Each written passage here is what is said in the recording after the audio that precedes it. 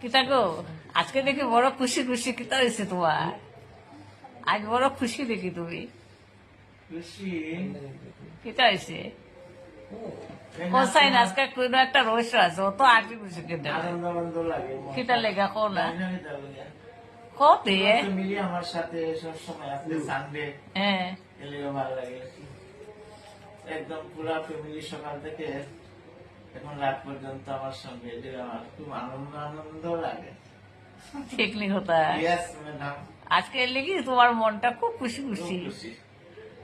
এটা লেগে আজকে বাজার থেকে একটা বালা কিছু আনতে লাগবো তো।